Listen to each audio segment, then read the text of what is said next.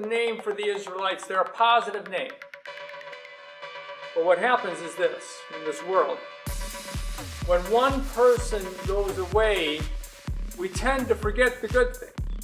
We tend to look to the things that we want rather than what are good for everyone.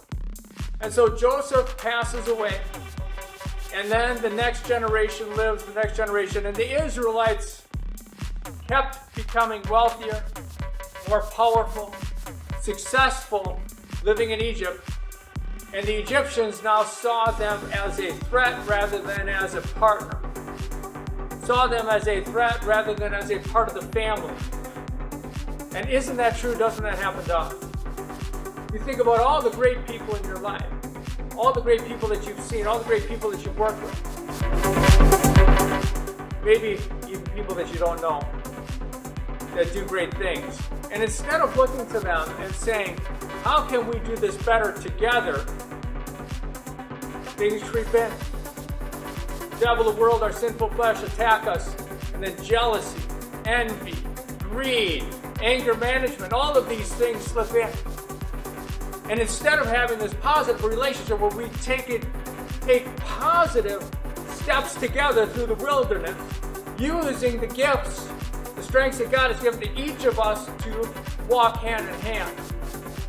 Instead, we push the hands away. And we try to take that journey by ourselves. Well, that's what began to happen to the Israelites.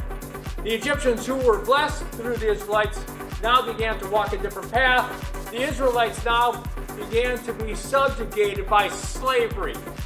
So instead of living as a free people there, hand in hand, as a family together, the Egyptians now began to treat the Israelites as slaves. They began to build their kingdom off of their backbone. They began to, again, take advantage of the relationship that was there, that was meant to be positive for everyone. Doesn't that happen in our world today? We take advantage of people. Living here in Minneapolis, we're suffering a lot of things because of people taking advantage of others. When we talk about racial strife, we're living in the hotbed of that here in Minneapolis because we're not working together as a family united in Jesus and His love. Because we are overlooking people, because we are building off of someone's back, because we go back through the history of our country, through our country being built off the back of slavery in many ways, in many places, in many areas, and even as a whole country taking advantage of that, no matter where you live, our country took advantage of that. And now we have opportunity.